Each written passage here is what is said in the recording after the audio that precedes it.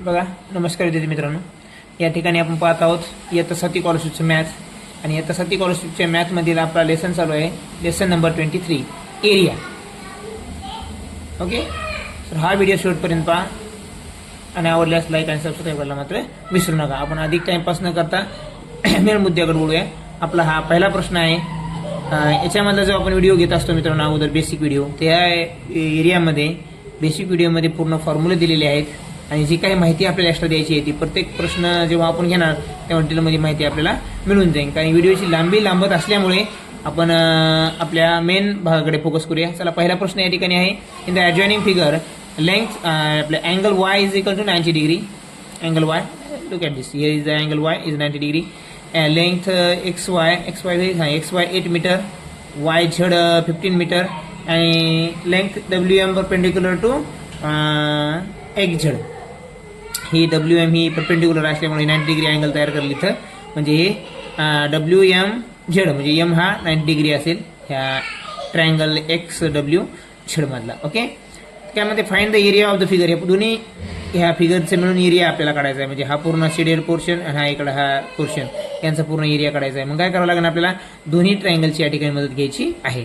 पण त्या अगोदर आपल्याला माहिती असायला पाहिजे एरिया ऑफ अ ट्रायंगल. मग एरिया ऑफ अ ट्रायंगल काय मित्रांनो? Area of a triangle is equal to 1/2 into base into height. बघू, बेस इंटू हाईट.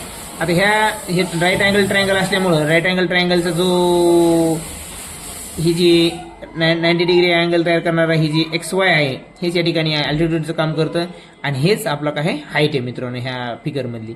पण ह्या ट्रायंगलमधली तुम्ही म्हणता हाईट कोणती आहे? मग आता हा WXZ किंवा XWZ हा जो ट्रायंगल आहे मोठा, यामधला हा जो अल्टिट्यूड आहे आणि WM परपेंडिक्युलर आहे, बरोबर. याची जी हाईट आहे मित्रांनो, ही जी आहे ही हाईटच ह्या पूर्ण ट्रायंगलची आहे. मग काय होईल मित्रांनो? पहिल्या in area of triangle is equal to 1/2 into base into height. In triangle बघा, पहिला ट्रायंगल घेऊया आपण. इन ट्रायंगल हा कोणता आहे? XYZ. In triangle XYZ area. आता एरिया काढायचा आहे आपण डायरेक्टच लिहूया. आता in XYZ 1/2 into base into height. Base किती आहे मग? 15. हाईट किती आहे मित्रांनो? 8. मग बे चौक 8, 15 चौक 60, 16 मीटर, स्क्वेअर मीटर. सॉरी, इथे स्क्वेअर मीटर. एरिया म्हणलं की स्क्वेअर मीटर शब्द वापरायचा आहे आपल्याला. आता इन ट्रायंगल, दुसरा ट्रायंगल कोणता आहे मित्रांनो? XWZ मध्ये काय formula area of triangle? 1/2 into base into height. आता बेस किती इथे या ठिकाणी? इथे या ठिकाणी बेस आपल्याला माहित नाही, बेस आपण काढून घेणार आहोत. लिहूया बेस इंटू हाईट. हाईट किती? हाईट तर माहिती आहे मित्रांनो आपल्याला, किती आहे? 6 आहे. आता ह्या ठिकाणी आपण अगोदर काय करूया? XZ काढूया. XZ कसं करणार आपल्याला? हे दोन्ही माहित आहेत मित्रांनो पायथागोरस थेरम नुसार. युझिंग पायथागोरस थेरम,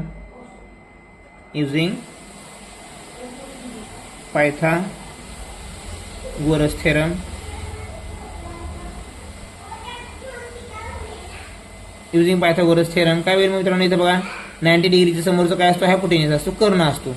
कर्ण वर्ग बरोबर या दोन्ही 90 डिग्री तयार करणाऱ्या ज्या साईड आहेत त्यांच्या वर्गांची बरोबर हा कर्ण वर्ग असतो. मग इथं काय करायची? यांची ॲडिशन करायची, बरोबर ते. मग काय होईल? Using Pythagoras theorem 15 square plus 8 square is equal to XZ square. मित्रांनो किती आहे? XZ square.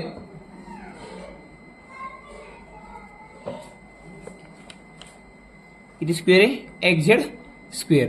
आता XZ स्क्वेअर म्हणजे इथं किती? आता 25 प्लस 64 आणि is equal to XZ square. आता हे XZ स्क्वेअर. आता किती होईल? 289 आणि XZ स्क्वेअर. मग XZ किती आहे मित्रांनो? एक्झॅक्टमध्ये याचा स्क्वेअर रूट घेतलं, याचा स्क्वेअर रूट घ्यायचा 70. मग आता हा जो पूर्ण मिळाले आपल्याला बेस किती मिळाला आपला? 70. म्हणजे आपण आता काय करू शकतो? दुसऱ्या ट्रायंगलचा एरिया काढण्यासाठी आपल्याला बेस माहीत नव्हता, तो माहीत करून घेतला. आता आपण हे दुसरा इन ट्रायंगल XYZ, ह्या XYZ काय? XWZ मध्ये ह्या पूर्ण ट्रायंगलमध्ये एरिया किती येईल तर बघा, 1/2 इंटू बेस किती आहे मित्रांनो? आता हे आता चालेला 17. XZ दिसते तुम्हाला? XZ 17 आहे, तो बेस आहे आपला. मी इथे लिहूया is equal to 1/2 into 70 into 6. 6 काय आता मित्रांनो? हाईट आहे ह्या ट्रायंगलची XWZ ची. तर बघूया आन्सर किती येतं. बे बे बे 3 6, 2 3 जा 6 आणि 17 3 जा 51 स्क्वेअर मीटर. आता बघा, आता पूर्ण फिगर काय आहे, दोन्ही ट्रायंगल मिळून पूर्ण फिगर तयार होते. म्हणून पहिला फिगर काय आहे, एक्स वाय झेडचं काय आहे 60. दुसरा ट्रायंगल कोणता आहे, एक्स डब्ल्यू झेड. एक्स डब्ल्यूचा किती आला आता 51 स्क्वेअर मीटर. म्हणजे दोन्ही मिळून किती झालं 111 स्क्वेअर मीटर. हे असं आपलं उत्तर आहे मित्रांनो. स्टेप बाय स्टेप सोडत गेल्यामुळे समजून सांगण्यामुळे आपल्याला खूप लंब वाटतं. पेपरमध्ये आपण सहज सोडू शकतो. काय करायचंय, दोन्ही फिगरचं काढायचंय. म्हणजेच आपल्या दोन्ही फिगरचा एरिया माहीत असायला पाहिजे. तर दोन्ही फिगरचा एरिया काढण्यासाठी आपल्याला हाईट आणि बेस दोन्हीचा माहीत असायला पाहिजे. तर आपल्याला या ठिकाणी काय हाईट बेस याला होतं, याला बेस नव्हता, म्हणून बेस माहीत करून घेतला. बेस माहीत झालं की आपण याचा एरिया काढला, याचा एरिया काढला आणि दोन्हीची ॲडिशन केली. अशा प्रकारे आपण उत्तर काढू शकतो फास्टमध्ये, आहे की नाही. हे स्टेप बाय स्टेप प्रत्येक मुलाला समजावून आपण डिटेलमध्ये घेत असतो, म्हणून ते लंब वाटतं. आणि असे पण स्कॉलरशिपमध्ये जवळपास 1 मिनिटाला एक प्रश्न सोडायचा असतो, त्यामुळे वेळ तुम्हाला सहज होतो. फक्त काळजीपूर्वक प्रश्न वाचणे हे महत्त्वाचं आहे. बघा पुढचा दुसरा प्रश्न काय आहे मित्रांनो, या ठिकाणी आपल्या स्क्रीनवर दिसतोय. काय प्रश्न आहे की find the area of the shaded region in the given figure.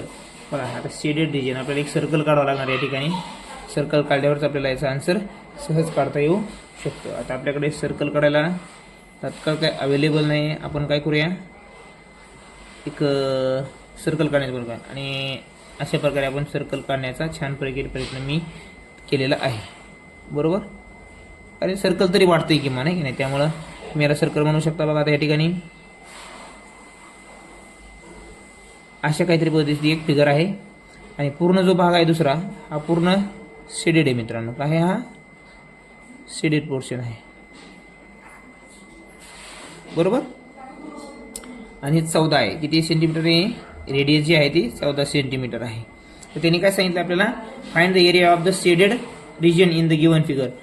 जो शेडेड पोर्शन आहे कोणता, हा जो राहिलेला, याचं काय काढायचं आहे आपल्याला, एरिया काढायचा आहे. मग काय करावं लागेल मित्रांनो, ही जी फिगर आहे या पूर्ण फिगरच्या एरियामधून हे जो रिकामा आहे ह्याचा एरिया काढावा लागेल. बघा आता ही जी फिगर आहे मित्रांनो ही अशी, आता समजा बाहेर काढून दाखवतो तुम्हाला मी, प्रॅक्टिकल केले की लवकर समजतं. बघा आता ही जी आहे ना, ही सर्कल येत असं समजा. आता ही जी फिगर आहे ह्या फिगरचा आपल्याला काय करायचं आहे, एरिया करायचा आहे. म्हणजे मोठ्या सर्कलमधून हे जे एरिया असणारं जे सर्कल आहे याचा आपल्याला एरिया मायनस करायचा आहे. पण हीच फिगर जर मी ही जर इकडं वळवलं हे असं, तर काय फिगर तयार होईल मित्रांनो, हे बघा हे असे नाही, आता हे असं आहे. आता हे जे आहे हे असं इकडं घालण्याऐवजी मी जर याला जर असं केलं तर काय तयार होईल मित्रांनो, पुन्हा एक छोटं सर्कल तयार व्हायला लागले. काय तयार व्हायला, छोटं सर्कल. म्हणजे या मोठ्या सर्कलमधून थोडक्यात काय आहे, दुसऱ्या छोट्या सर्कलचे एरिया मायनस करायचा आहे. मग आता पहिल्या सर्कलचा एरिया काढूया आपण अगोदर. एरिया ऑफ सर्कल, बघा area of circle is equal to pi r square. काय असतो मित्रांनो, पाय आर स्क्वेअर. आता जे मोठा इन बिग सर्कल, आता बघा बिग सर्कलचा एरिया काढूया आपण. Big circle area, circles area is equal to, बघा आता बिग सर्कल काय आहे, त्याचं एरियाचं तुम्हाला माहिती, रेडियस तर माहिती आहे आपल्याला 14. मग काय करायचं, 22/7 इंटू 40 इंटू 40. 7 1 जा 7, 7 2 जा 14. मग आता किती राहिले इथं, 22 इंटू 14 इंटू 2 28 हे राहिलं. बरोबर, याचं जे आन्सर येईल मल्टिप्लिकेशन केल्यानंतर ते काय येणार आहे आपल्याला, 616. बरोबर, सेंटीमीटर स्क्वेअर. हे झालं ह्या मोठ्या एरिया सर्कलचा एरिया. आता हा जे छोटा एरिया आहे, मला सांगा आता ही जर पूर्ण जे रेडियस होतं पहिल्या सर्कलचं ते रेडियस होतं, या दुसऱ्या सर्कलचं ते रेडियस काय बनणार आहे, डायमीटर बनणार आहे. म्हणजे डायमीटर जर 14चा असेल, बरोबर, हा पूर्ण डायमीटर 14चा असेल तर रेडियस किती असणार याचं, 7 असणार आहे मित्रांनो. मग बघा आपल्याला लहानाचं रेडियस पण मिळालेलं आहे. मग आता काढा, small circles area is equal to 1/2 into pi r square. आता 1/2 इंटू किती मित्रांनो, अरे 1/2 नाही, पाय बाय पाय आर स्क्वेअर, सॉरी 1/2 लिहायची गरज नाही, पाय आर स्क्वेअर. 22/7 इंटू, आता आर किती आहे 7 आहे याचं, 7 इंटू 7, मग 7 1 7, 7 1 7, मला 22 इंटू 7 किती आलं आहे 154 येतं मित्रांनो. किती येतं ते 154 स्क्वेअर सेंटीमीटर. ते काय म्हणते शेडेड एरियाचा आपल्याला काय काढायचं, एरिया काढायचा ह्या शेडेडचा. मोठ्याचा किती मिळाला आपल्याला 616. ह्या मोठ्यामधून जर ह्या जो ब्लँक आहे तो जर बाहेर काढला आपण, म्हणजे तो सर्कलच तयार व्हायला लागला त्याचा, आपण जर त्याला जॉईन केलं तर, है की नाही. सेमी सर्कल हे सेमी सर्कल, दोन्ही सेमी सर्कल मिळून एक सर्कल तयार होत असतं, बरोबर.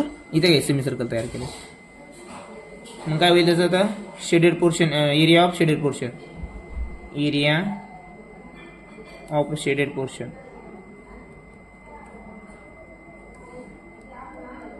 इज इक्वल टू काय आहे मित्रांनो, area of shaded portion 616 minus 154, बरोबर काय येईल मित्रांनो ते आता मायनस जर केलं तर आपण 462 सेंटीमीटर स्क्वेअर. बघा इथे एरिया म्हणले की स्क्वेअरवर लिहावं लागतं आपल्याला, पेरीमीटरमध्ये गरज नाही. बघा 6 मधून 4 गेला 2, 11 मधून 5 गेला 6, आणि इथं 5 मधून 1 गेला 4, म्हणजे 462 सेंटीमीटर स्क्वेअर हे आपल्या या ठिकाणी झाला शेडेड एरिया. जे एरिया आहे शेडेड एरिया त्याचा हा एरिया आहे, शेडेड पोर्शनचा एरिया 462 सेंटीमीटर स्क्वेअर. लक्षामध्ये अशा प्रकारे आपण गणित करू शकतो. बघा पुढचा प्रश्न आपल्यासाठी आहे 3 नंबरचा, एरियावर आधारितच आहे हे पण. बघा what is the perimeter of a semi circular garden, semi circular garden is 180 metre. So what is the area of this garden. बघा पेरिमीटर दिले, पेरिमीटरवरून एरिया आपल्याला काढायचा आहे. मग पेरिमीटर ऑफ गार्डन काय आहे, सेमी सर्कल दिले की त्यांनी, हां सेमी सर्कल. बघा मग या ठिकाणी काय आहे perimeter of a semi circle, perimeter of semi circle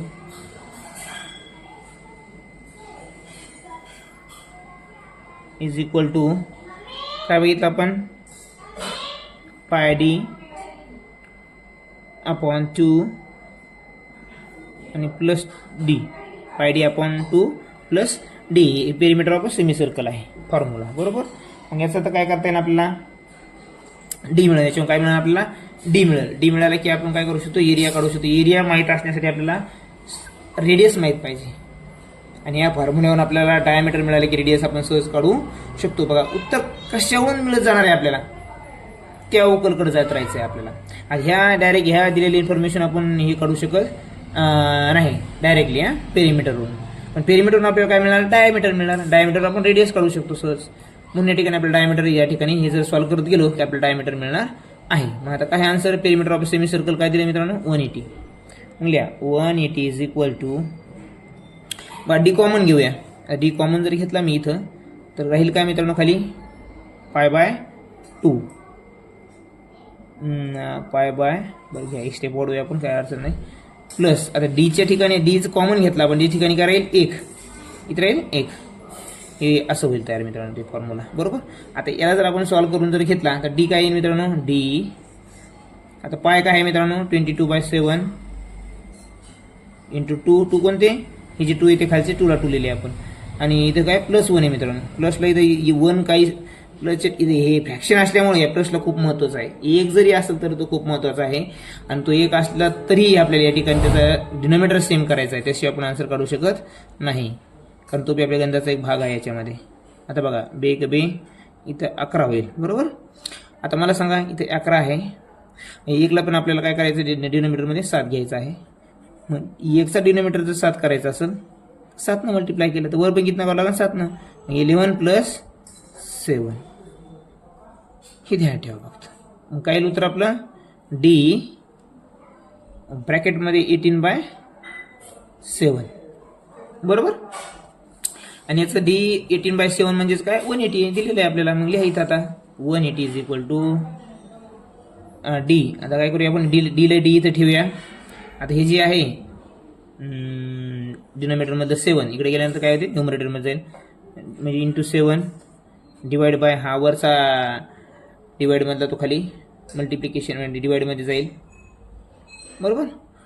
आता मग 18 10 180 आणि 10 7 70, म्हणजे 70 काय आलं मित्रांनो, डायमीटर आला. म्हणजेच आपण रेडियस काढायचं. मग रेडियस काय होईल, डायमीटर अपॉन 2. मग काय आहे 70/2 इज इक्वल टू रेडियस. मग रेडियस बरोबर काय येईल 35. किती 35 बरोबर r. झालं आपला रेडियस मित्रांनो. आता रेडियस मिळाला आपल्याला काय काढायचं सांगितलं त्याने, एरिया काढायचं सांगितलं. कशाचा एरिया काढायचा आहे, what is the area of this garden. गार्डनचा एरिया. कोणतं गार्डन आहे, सर्क्युलर गार्डन आहे का, नाही सेमी सर्क्युलर गार्डन. मग सेमी सर्क्युलर गार्डनचा एरिया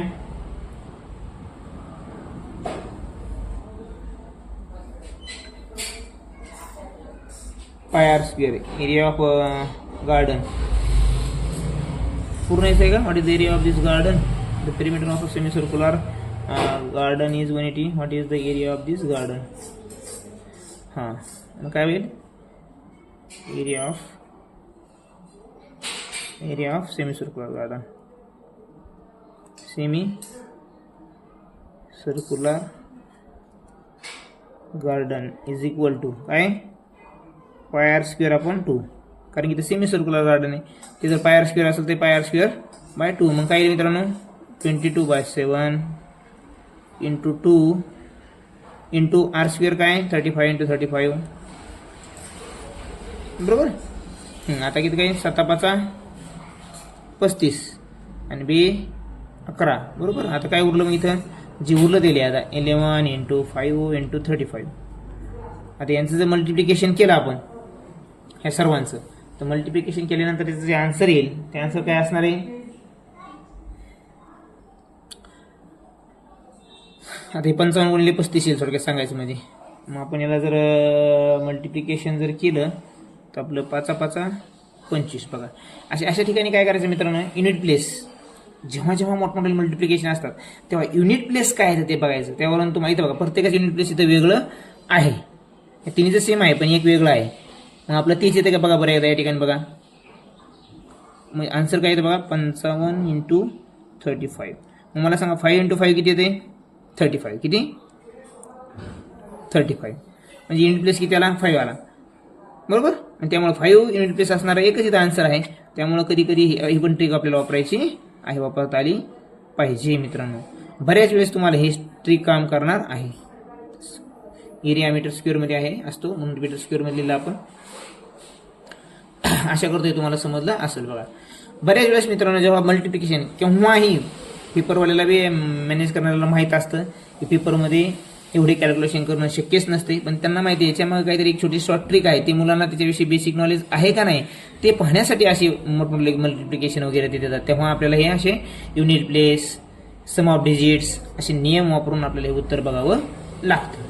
आता सम ऑफ डिजिट मी एक आयडिया आहे मित्रांनो, इथं सांगण्याचा प्रयत्न करतो. बघा या ठिकाणी आपल्याला समजतंय का. तर बघा तिथं काय दिले तुम्हाला, एक वेगळं गणित झाल्यानंतर घेऊ आपण. ते बघा 55 × 35 आहे, बरोबर. आता मला सांगा अशा पद्धतीने यांचं हे करायचं आहे की बेरीज एक अंकी संख्या येईपर्यंत यांचं बेरीज करत राहायची. 5 आणि 5 किती 10 मित्रांनो. 10 म्हणजेच काय, हे 2 अंकी संख्या आली आपल्याला याच परत एक अंकीच घ्यायची. त्यामुळे 1 आणि 0 किती 1 गुणिले 3 आणि 5 किती 8. हे ऑलरेडीच काय आहे एक अंकी आहे. त्यामुळे 8 गुणिले 1 8. म्हणजे जी कोणती संख्या आहे ऑप्शनमध्ये असणार आहे त्यांची बेरीज, त्यांच्या अंकांची बेरीज किती येणार आहे 8 यायला पाहिजे. इथे बघा बरं 9 आणि 10, 10 आणि 7 17. बघा 17 म्हणजेच काय बघा 7 आणि 1 8. इथं 8 उत्तर आलं आपलं. इथे यांची बेरीज किती 8 यायला पाहिजे. ही इथे बघू आपण आता. 5 आणि 3 8 आणि 3 11. 11 म्हणजेच काय मित्रांनो 1 आणि 1 किती 2. युनिट म्हणजे जे सम ऑफ डिजिट येते ते 2 येते, बरोबर. म्हणजे उत्तर आपलं नसणार आहे. इथं काय बघा बरं आता 7 आणि 9. 9 म्हणजे 0. 9 म्हणजे 9 किंवा 0 म्हणजे हे पण आपलं उत्तर या ठिकाणी नाही, हे पण नाही. आता इथं बघा बरं 8 आणि 5 13 आणि 3 16. 16 आणि 1 16. 16 म्हणजेच काय मित्रांनो 6 आणि 1 7. हे पण आपलं उत्तर नाही. जेव्हा केव्हाही मल्टिप्लिकेशनचं मोठा मल्टिप्लिकेशन डिवायडेशनचं घोळ येईल त्यावेळेस इथं सम ऑफ डिजिट वापरून पाहिजे. सम ऑफ डिजिट म्हणजे काय, दिलेल्या अंकांची अशी बेरीज करायची की जोपर्यंत एक अंक येत नाही त्यांच्या बेरजेचा तोपर्यंत ती करत जायची. बघा इथं काय 5 आणि 5 10. 2 अंक आले आपल्याला, 2 अंक आले चालतात का आपल्याला? नाही, एकच अंक यायला पाहिजे. म्हणून जे 2 अंक आले त्यांची पण बेरीज केली आपण, 1 आणि 0 एकच. हा, यांची मात्र सम ऑफ डिजिट घेतल्यानंतर जे तुमचं चिन्ह आहे ते प्रॉपर नंतर त्यांच्या दोघांची क्रिया झाल्यानंतर ते चिन्हाला वापरायचं येतं आपल्याला. इथे गुणाकार आहे म्हणून आपण इथे गुणाकार केला, 1 गुणिले 8 8. म्हणजे हे जे उत्तर आहे मित्रांनो 55 गुणिले 35चं, त्याचं सम ऑफ डिजिट म्हणजे सर्व डिजिटची जी बेरीज केली तर किती येणार? त्याचं उत्तर 8च येणार, असा त्याचा अर्थ असतो. तसं उत्तर कोणतं आहे? फक्त 4 आहे. ही एक मेथड वापरायची किंवा युनिट प्लेसची तुम्हाला सांगितले मी. बघा आता 35 गुणिले 55, 5 5 25, युनिट डिजिटला 5 आले. इथं कुठं दुसरीकडे 5 नाही, फक्त एका ठिकाणी 5 आहे. त्यामुळे पुढचं कॅल्क्युलेशन करत वेळ वाया घालायची गरज नाही. अशी देखील शॉर्टकट आपल्याला आले पाहिजे. आता सम ऑफ डिजिट तुम्हाला इथून पुढच्या पूर्ण लेसनमध्ये तुम्हाला पाहायला मिळेल. त्याचा बी तुम्हाला किती फायदा आहे. विदिन सेकंडमध्ये तुम्ही आन्सर काढू शकता मल्टिप्लिकेशनचा मोठ्यात मोठ्या. पुढचा प्रश्न घेऊया आपण आता.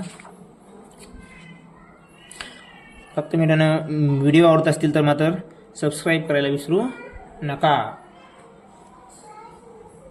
मग आता how many times will be the area of a square with the side 20 centimetre to that of the area of a square with the diagonal 20 centimetre.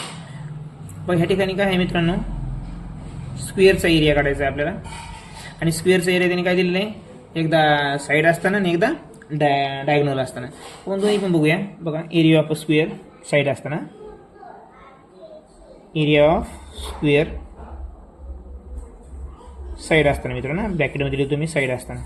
मग एरिया ऑफ स्क्वेअर काय आहे मित्रांनो? साईड असताना साईड स्क्वेअर काय असतं? Side square. Side किती आहे मित्रांनो? 20. 20चा स्क्वेअर किती आहे? 400. म्हणजे एका स्क्वेअरचा जो एरिया असणार आहे तो 400 स्क्वेअर सेंटीमीटर आहे का? जे काही सेंटीमीटर आहे.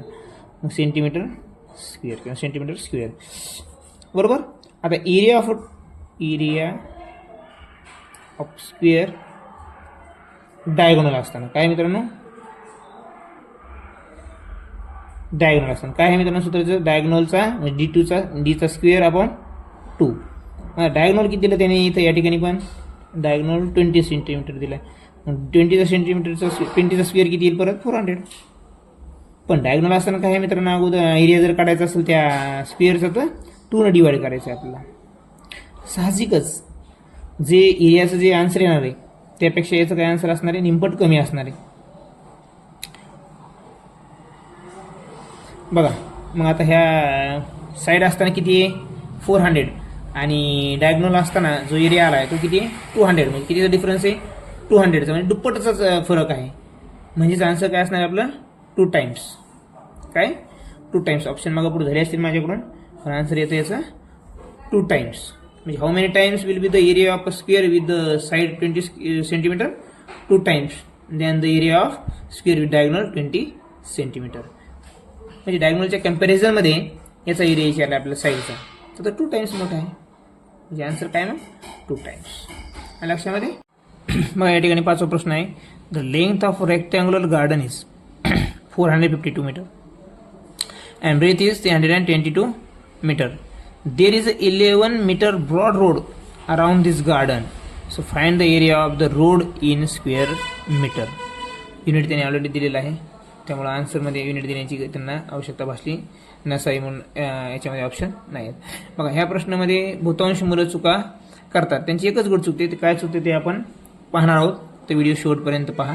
बघा काय हे मित्रांनो, अगोदर काय रेक्टँग्युलर गार्डन आहे बरोबर. एक रेक्टँग्युलर गार्डन आपण काढून घेऊया बरोबर. रेक्टँग्युलर गार्डन छोटं लहानच काढण्याचा प्रयत्न करूया. जागा आपल्याला उत्तराला मिळाली पाहिजे. आता हे जे आहे ना मित्रांनो, हे रेक्टँग्युलर गार्डन आपलं मुळातलं जे ओरिजिनल आहे ते, की नाही, याच्या भोवती त्यांना 11 मीटरचा काय करायचं आहे? जाडी असणारा रोड तयार करायचा आहे. मग आता काय होईल इकडं या ठिकाणी बघा,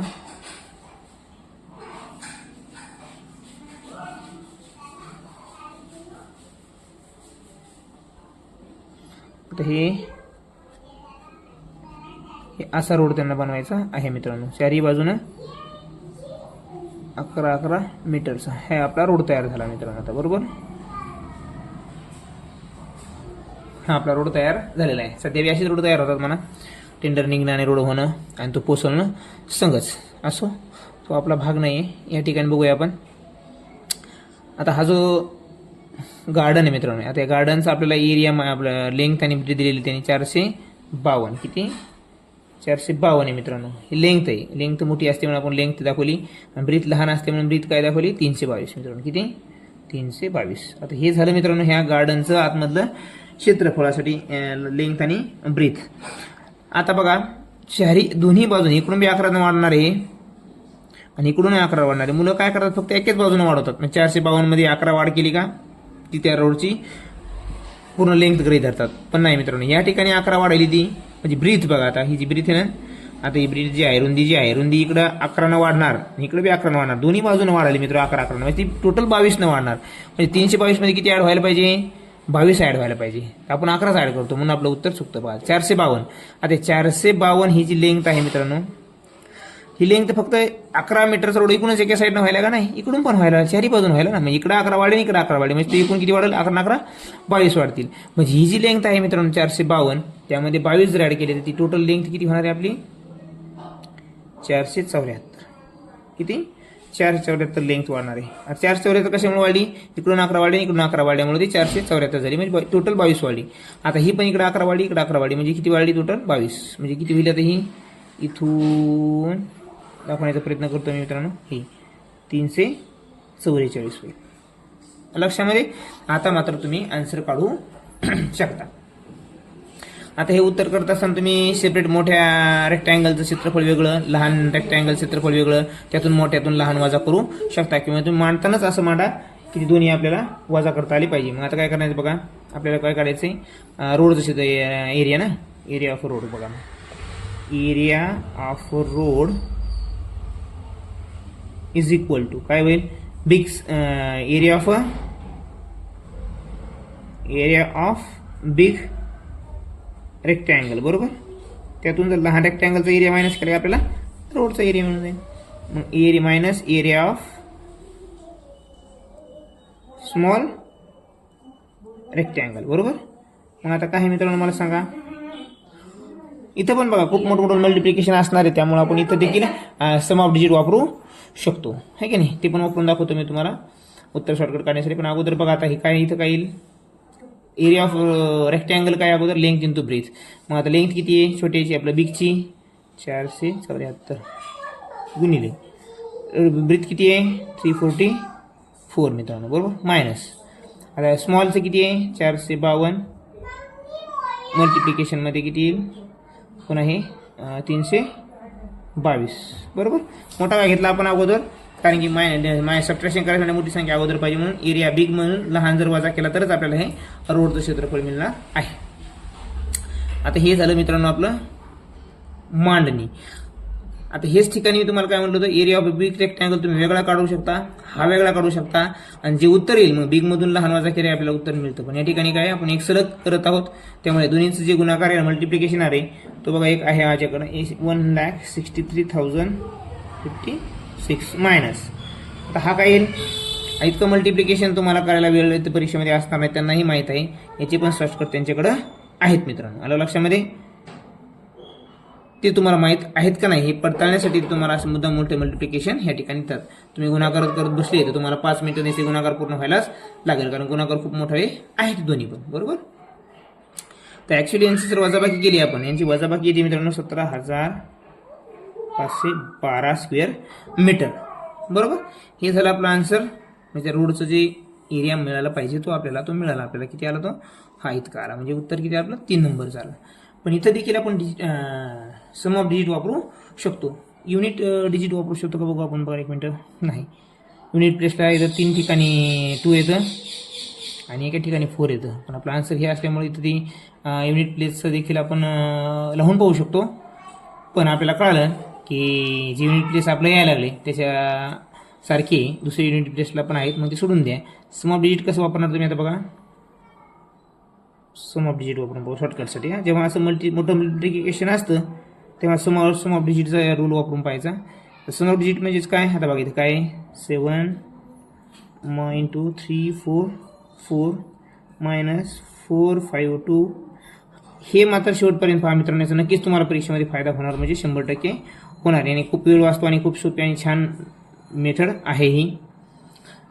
काय करायचं सांगितलं तुम्हाला मी, जे कोणतं साईन आहे त्या साईनच्या अगोदर जे काही संख्या असेल मोठी त्यांची ॲडिशन करा आणि त्यांची ॲडिशन अशी पर्यंत करत जा की आपल्याला एक अंकीच अंक मिळाला पाहिजे. मग 4 आणि 7 किती 11, 11 आणि 4 किती 15, इथं 15 लिहा अगोदर. मल्टिप्लिकेशनला किती 4 आणि 7 आणि 4 11, इथं 11 लिहूया. वजा इथं किती 5 आणि 4 9 आणि 2 11, 11 गुणले परत 7. आता परत मित्रांनो दोन्हीमध्ये या दोन्हीला पुन्हा बारीक करा किंवा यांचं मल्टिप्लिकेशन पण मोठं मल्टिप्लिकेशन करण्यापेक्षा आपण याला बारीक करत चालूया. म्हणजे एक अंकी संख्या येईल असं करू. याला 5 आणि 1 6, इथं किती येईल 2, बरोबर. इथं किती येईल आता 1 आणि 1 2 गुणिले 7, म्हणजेच इथं बेदोन्ही 14 म्हणजे 2 7 14. 14 म्हणजेच काय मित्रांनो, ब्रॅकेटमध्ये देतो वाटलंच तुम्ही. 14 म्हणजेच काय 4 आणि 1 5. काय सांगितलं मी तुम्हाला, जी कोणती संख्या येईल ती संख्या अशापर्यंत आपल्याला बेरीज करत चालायची, एक अंकी अंक आला पाहिजे. मग सोपं जातं ते. तर मग बेस 14 आले म्हणून 14ला आपण 4 आणि 1 5 केले तर 5 आले. आणि इथं बाजूबाकीचे नाही, सॉरी कारण चिन्ह आपल्याला सरळ सोबत आणायचं आहे. आता 6 2 12, 12 म्हणजेच काय, इथं ब्रॅकेटमध्ये आपण लिहूया 12.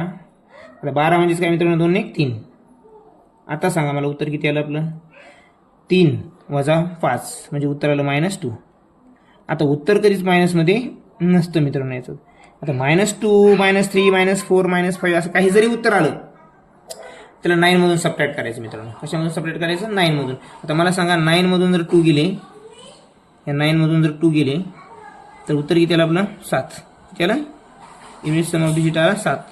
तर 7 ज्यांचं कोणाचंही सम ऑफ डिजिट 7 येईल ते आपलं उत्तर असणार आहे. आता आपण एक एक पडताळून पाहूया. आपण हे काढल्यामुळे आपल्याला तर माहिती आहे 7 आहे, पण इथं बघूया आता 5 आणि 1 6, 6 आणि 5 11, 11 आणि 8 17 का, 11 आणि 8 हां बरोबर आहे, 10 आणि 9 19 नाही, 10 आणि 9 19 होते. किती होते मित्रांनो 19. 19 म्हणजेच काय 9 आणि 1 10, 10 म्हणजेच काय मित्रांनो 1. म्हणजे सम ऑफ डिजिट जो आहे या 4 नंबरचा ऑप्शन तो किती आहे 1 आहे. आपल्याला किती पाहिजे 7 नाहीचा नाही आहे. इथं बघा 7 आणि 1 8 आणि 8 आणि 5 13, 13 आणि 3 16, 16 म्हणजेच काय मित्रांनो 6 आणि 1 7. याचा सम ऑफ डिजिट किती तो 7 येतो. हे आपल्याला पाहिजे, हे आहे याच्याकडे की नाही, इथं नाही आहे. इथं बघा बना 5 आणि 3 8, 8 आणि 4 12, 12 आणि 2 14, 14 म्हणजेच काय मित्रांनो 4 आणि 1 5. सम ऑफ डिजिट जो आला याचा किती आला 5 आला. आपल्याला किती पाहिजे 7 पाहिजे. आपल्या उत्तराचा 7 यायला लागला म्हणून 9 आणि 4 13, 13 आणि 7 20, 20 आणि 2 22, 22 म्हणजे किती मित्रांनो 4. किती आहे आपलं 4. 4 हे आपलं या ठिकाणी उत्तर असणार नाही. आपल्याला 7 सम ऑफ डिजिट किती आलं आपल्या उत्तराचा बघा. वजा आल्यामुळं 9 मधून करून पाहायचं. वजा जर नसतं आलं तर आपल्याला जे तेच ठेवायचे आणि ते तुम्हाला इथं पडताळून पाहायचं आहे. पण वजा आल्यामुळं ते 9 मधून मायनस करायचे. 9 मधून 2 गेले खाली उरले 7 मित्रांनो. तर 7 सम ऑफ डिजिट येणार कोणते हेच. एवढी मल्टिप्लिकेशन करायची गरजच आपल्याला पडत नाही. आता ही मला माहीत होतं म्हणून मी लिहिलं आहे इथं एवढे मोठे उत्तर. मला हे इतकं मोठं मल्टिप्लिकेशन सहजेनं सोपं नाही मित्रांनो. आल्या लक्षामध्ये कोणालाच नाही शक्य, मलाच काय. त्यामुळं हे मल्टिप्लिकेशन त्यांना माहीत असते इतका वेळ तुम्हाला नाही, म्हणून तिथं तुम्हाला काय आहे ही सम ऑफ डिजिट्स मेथड वापरायची मित्रांनो. अवघ्या 2 सेकंदामध्ये तुम्ही उत्तर सांगू शकता कोणतं आपलं उत्तर असणार आहे गुणाकार न करता. चला पुढच्या उदाहरणाकडे बोलूया. आशा करतो मला समजलं असेल, समजलं असावं. आता 6 नंबरचा आहे. रेक्टँग्युलर हॅज अ लेंथ, बघा लेंथ काय मित्रांनो 80 सेंटीमीटर आहे. किती आहे 80. ब्रीथ काय आहे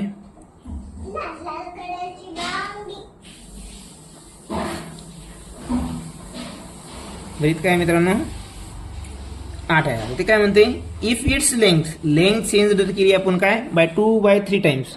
आपण चेंज करूया 2/3 टाइम्स. ओके. आणि ब्रीथ कितना चेंज करायची आहे 3/2 न. इथं पुन्हा एक माहिती आहे मित्रांनो, ती पण सांगतो मी तुम्हाला. बघा आता लेंथ 2/3 न कमी करायची म्हणजे काय 3 1 3, 3 6 18 म्हणजे 6 2 12. म्हणजे जे काही 2/3 केल्यामुळे जी 18ची आहे ती किती होईल 12 सेंटीमीटर. आता ब्रीथ जे आहे मित्रांनो याला बी ह्या ब्रीथमध्ये पण 3/2चा हा डिफरन्स जर केला म्हणजे बदल जर केला 3/2 न तो काय होईल तो बघू आपण. 2 4 8, 4 3 12 सेंटीमीटर. म्हणजे मला सांगा ही जी लेंथ आहे ही किती राहणार आहे 12 सेंटीमीटर. ब्रीथ किती राहणार आहे 12 सेंटीमीटर. यामध्ये काय बदल झाला आहे का नाही. मग याच्यामध्ये जर बदल झाला नाही तर एरियामध्ये काय बदल होणार आहे का? काहीच नाही. म्हणजे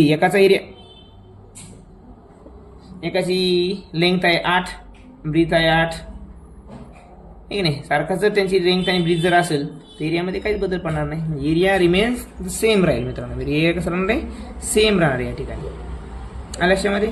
परत दुसरी म्हणजे काय म्हणलो तुम्ही, आता बघा ही एक 2/3 आहे किंवा त्यामध्ये बदल करायचा कितना 2/3 आणि ब्रीथमध्ये कितना करायचा आहे 3/2. म्हणजेच काय होईल, इथंच एक कटून जाईल. बरोबर, कटून जाईल म्हणजे हे जे तुमचे लेंथ आणि ब्रीथमध्ये मल्टिप्लिकेशन करायचा अंक काय असणार आहे? एकच असणार आहे. बरोबर. आता मग इथे आहे की नाही सेम अंक असणार आहे, त्यामुळे त्यांच्यामध्ये बदल काही होणार नाही. असं देखील करून तुम्ही ओळखू शकता. किंवा मग तुम्हाला प्रत्यक्ष लेंथ घ्यायची, कितना कमी करायचं आहे ती 2/3 करून पहा, ती आली 12. ब्रीथ जी 8 आहे ती 3/2 कमी करायची किंवा चेंज करायची. ती किती होईल मग? 8ची 12 होईल. लक्षामध्ये. म्हणजे ब्रीथ वाढवली, लेंथ कमी केली, पण दोन्ही सारखे झाल्यानंतर मग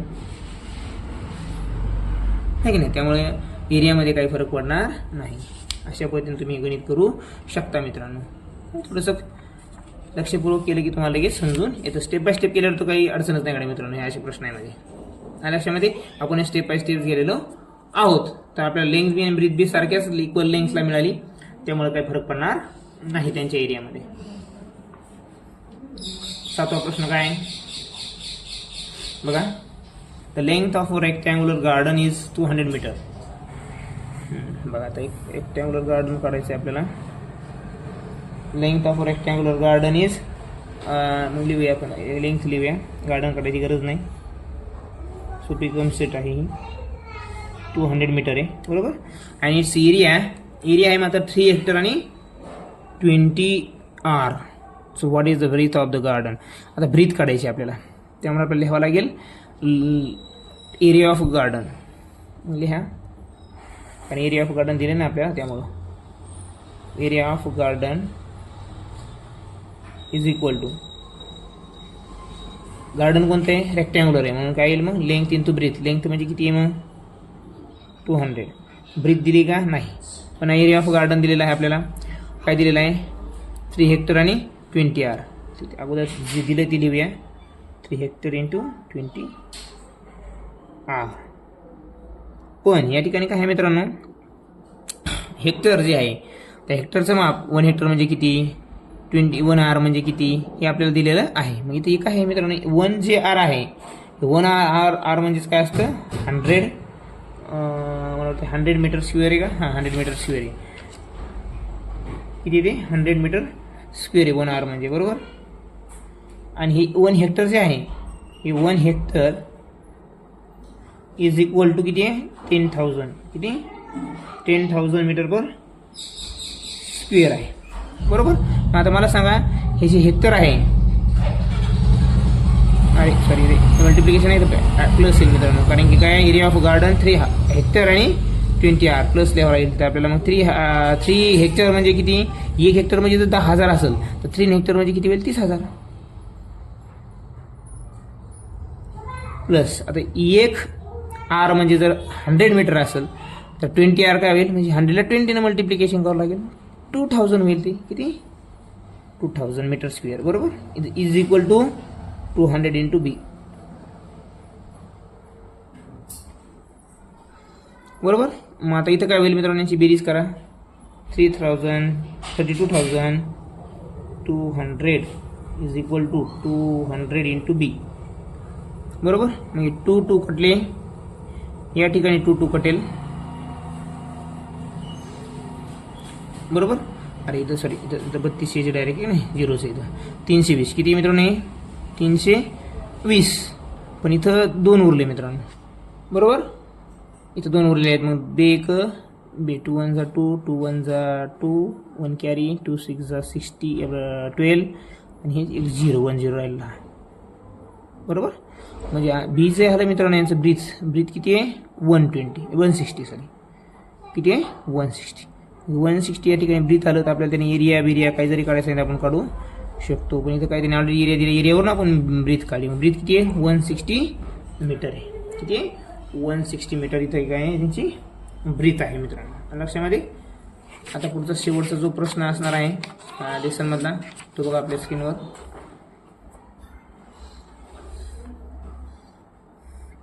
प्रश्न थोडासा ट्रिकी आहे, समजून घ्या, तुम्हाला सहज याचं उत्तर येऊ शकतं. काय प्रश्न आहे मित्रांनो बघा. The side of equilateral triangle is 18 centimetre, find its area. आता इथं फक्त काही नाही, आपल्याला इक्विलॅटरल ट्रायंगलचा एरिया माहीत असायला हवा. Area of equilateral triangle